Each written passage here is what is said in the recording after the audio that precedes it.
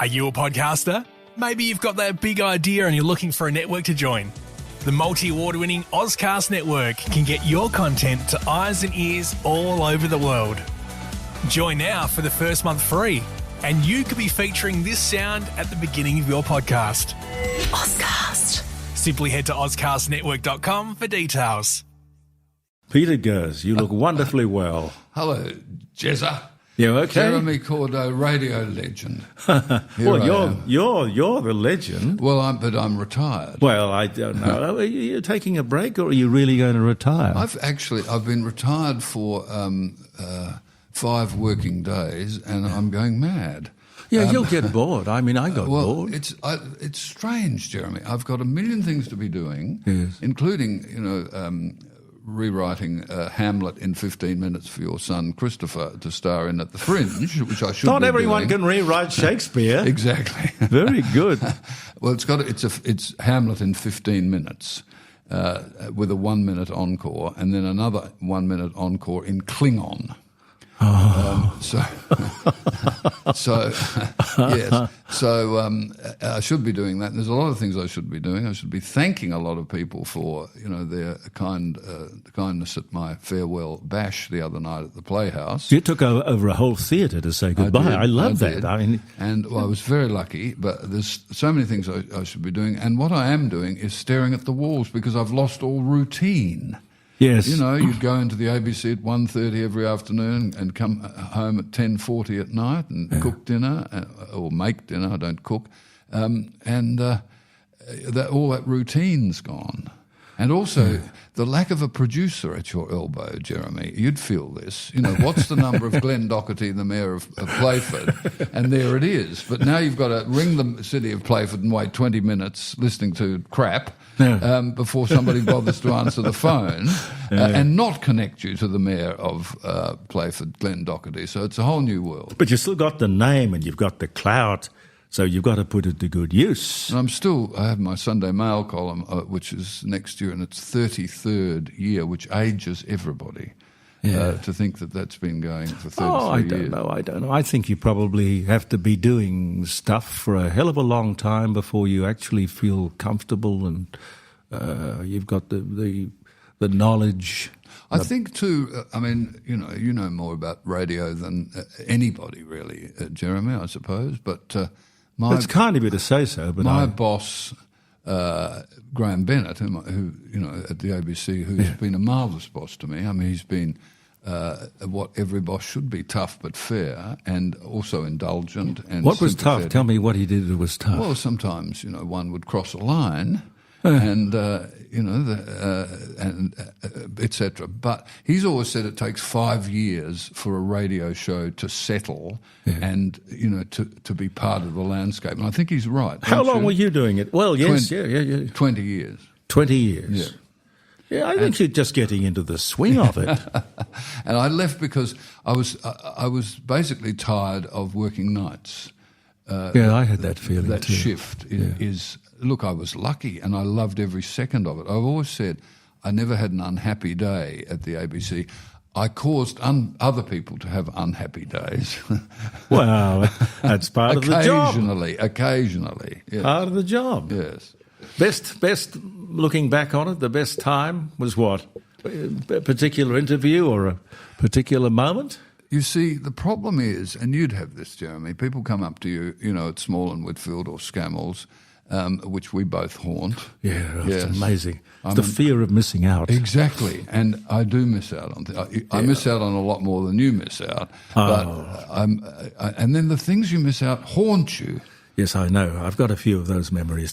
There was something recently. I've been ringing dealers to find out whether they bought it. I don't know how. But it's a funny thing. Things do turn up again. There seems to be some sort of cycle or... Often, I had I went to Broken Hill for the anniversary of the Battle of Broken Hill, which was the only armed conflict on Australian soil during the First World War when those Turks in inverted commas fired on the picnic train and were murdered subsequently.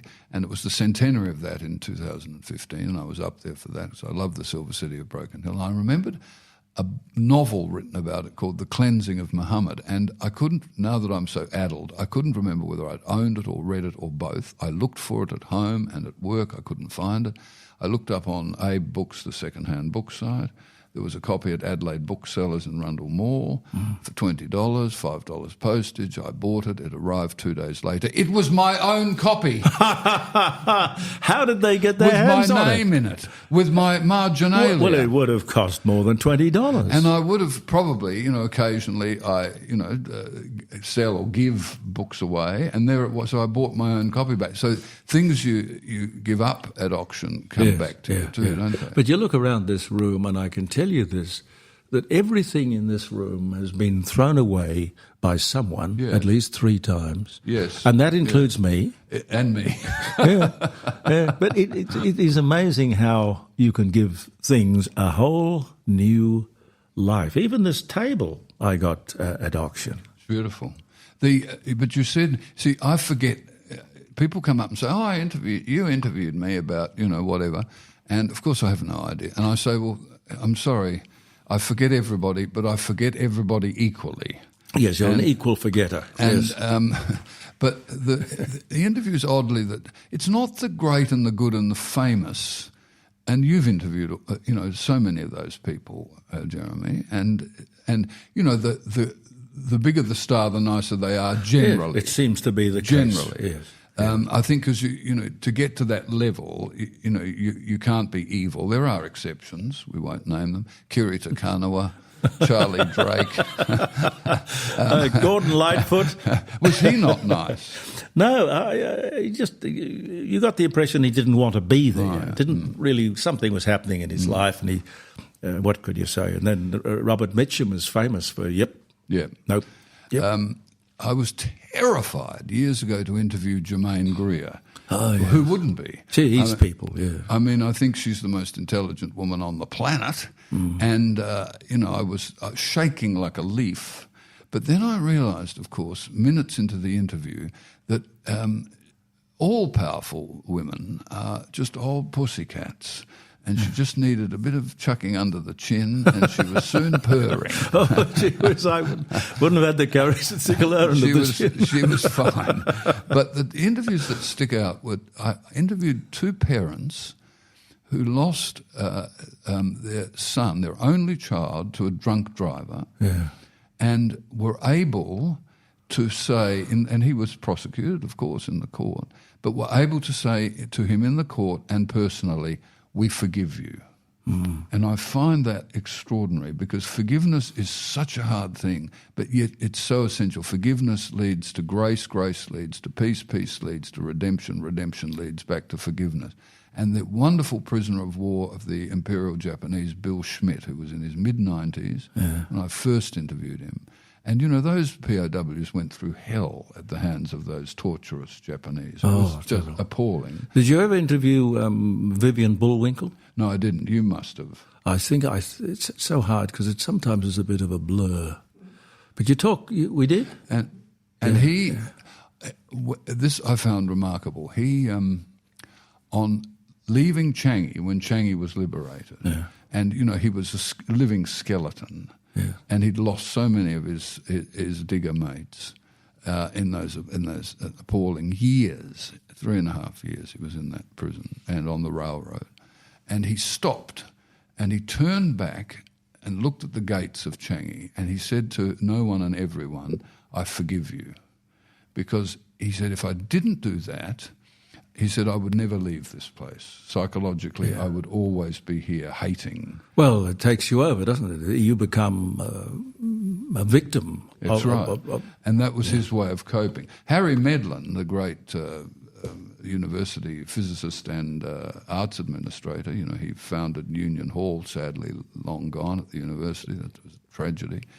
He said, no, I'll never forgive those bastards for as long as I live. But he was able to, in his mind, to divide the Japanese into the imperial Japanese who did that in the war and be fine with the modern Japanese, which his way of coping. And I can understand that too, that lack of forgiveness. But Bill Schmidt was extraordinary. And as he left the studio, I said to him, "Keep breathing, Bill," in his 90s, and he turned back at me and he said, "Yes, and stay erect."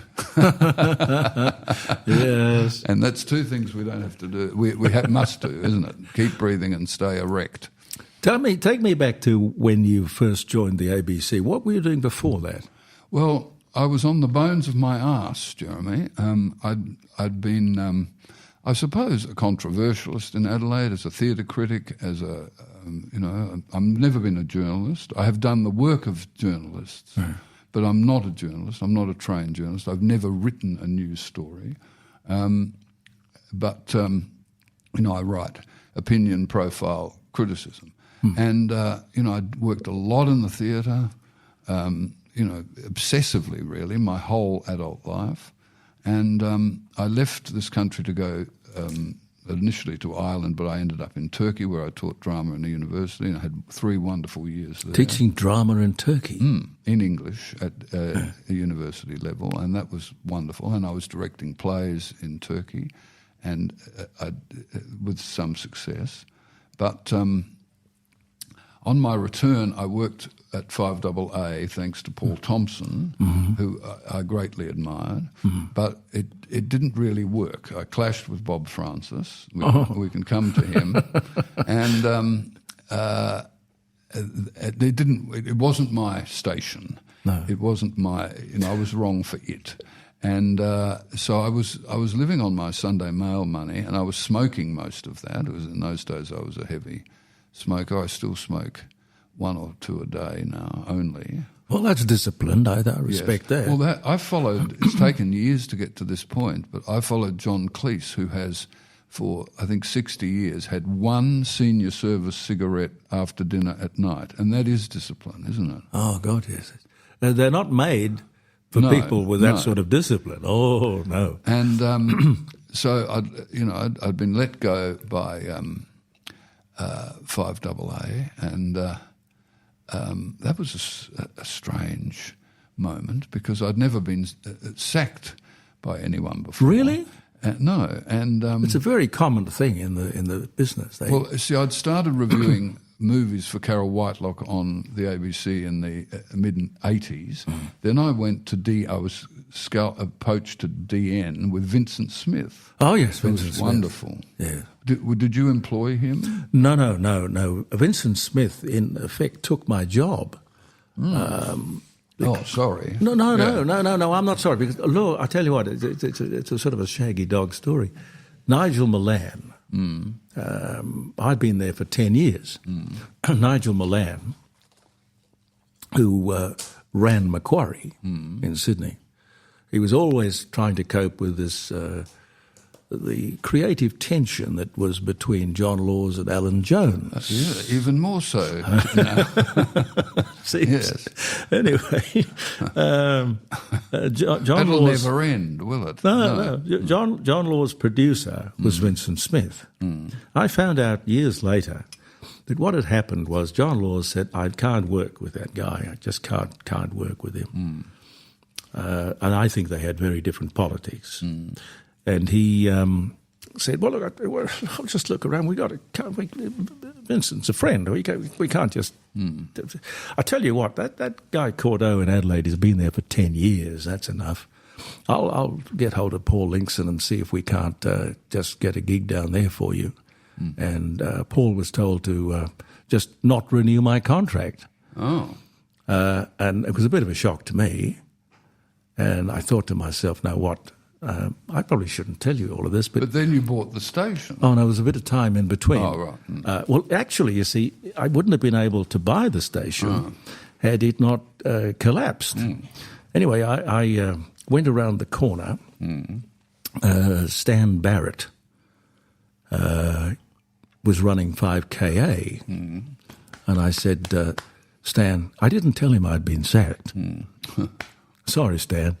I didn't. And I said, look, because Paul Linkson wouldn't have thought I had anywhere to go. There was nowhere. He was a good man, Paul Linkson. Oh, he was a very good man. He was a lovely man. And the only time anything ever fouled up was when Sydney interfered. And he was, those old school managers were fantastic. Yeah, they understood people and they understood the community. And why doesn't that happen in modern life, Jeremy? Why can't bosses realise that happy people work for them better than unhappy people? Yes, I totally agree with you. And in fact, keeping people happy was when I got into management and ownership. That was my job. I had to just keep everyone happy. But you know those old businessmen, Sir Lloyd Jamar at the Advertiser, Sir Edward Hayward at John Martin's, they knew everybody. The only thing you got is the staff. They asked, how's your sick mother? How's your kid going at school? They knew everybody, and they looked after everybody. Yeah. What's happened to that? I guess the modern generation probably come out of university or some sort of school which happens to think the world is completely different to those old-time guys. They think, of course, that their interpretation of everything is better than that of yesterday. And it's not. I mean, you speak well of the bridge that carries you over. What works is the thing that should be perpetuated. And if it ain't broke, don't fix it. So you went to KA? Well, I went to KA. I said to Stan, look, I've got probably a $500,000 or $600,000 worth of sponsors a year who are mine. I mean, they are my sponsors. I will bring them. So we did a deal which was about twice the salary that Paul was paying me. It didn't last. I think it lasted for 2 years or 1 year or something, but it was enough to send 5DN broke. And then you bought it? Well, I bought 10% of it with Alan Scott, who bought the 90%. He was a very interesting man. Oh, yes. You don't want to tangle with him. Self-made man. The world according to Alan Scott. I mean... Well, Alan could only talk about one thing. That's true. And I had a moment of triumph about Alan Scott in the ABC office in studios in Mount Gambier. Yeah. I was there to broadcast and do something years and years ago. And I said to the manager there, I said, I'll ring Alan Scott, say hello. What's his number? Oh, here's his number, but he hasn't spoken to anyone with the ABC for at least a decade. He hates us. So he won't take your call. So I said, give it a go. So I rang and spoke to his secretary, whom I think was called Grace, like his wife was called Grace. She was long-suffering, Grace, his secretary. And so too was Grace. Myself, yes.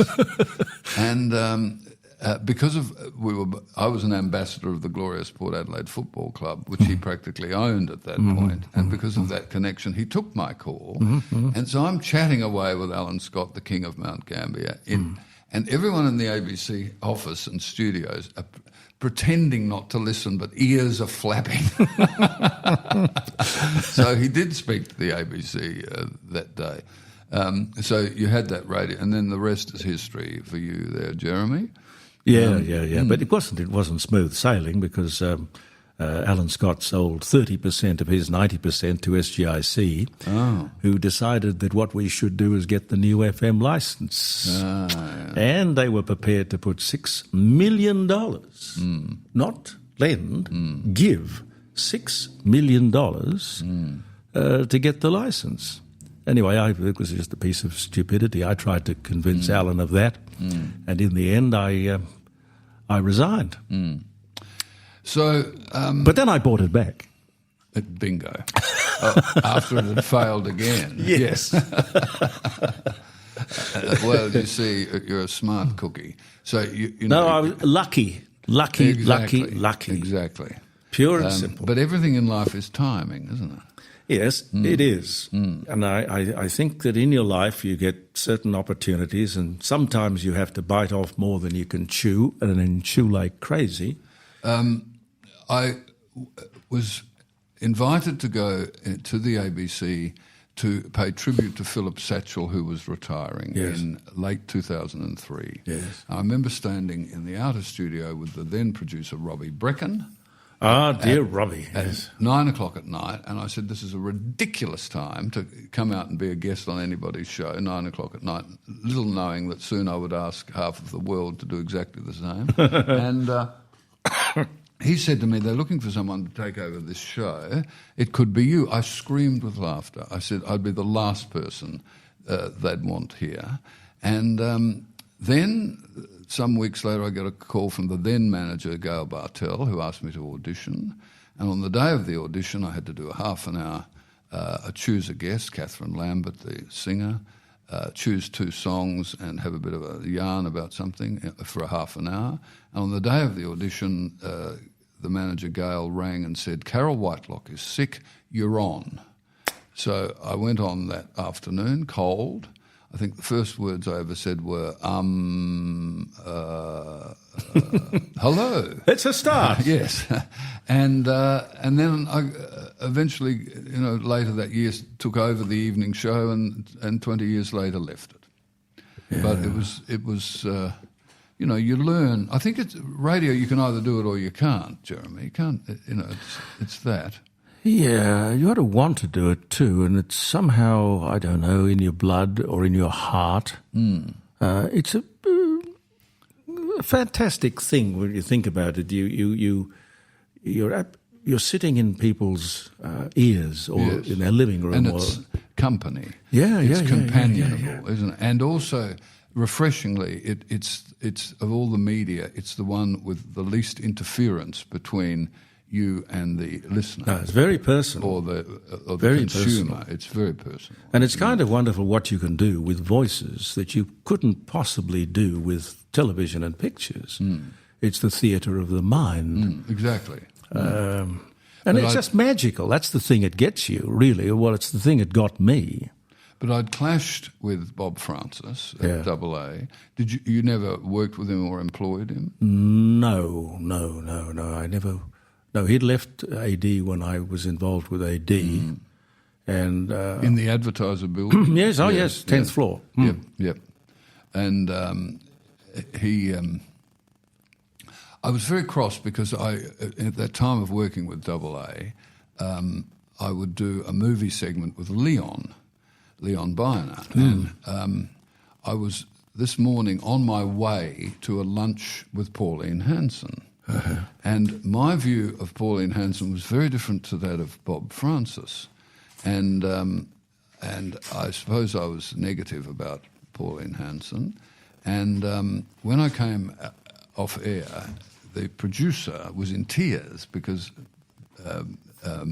Bob Francis had rung her and chewed her out for what I'd said on air. And I thought this very unfair.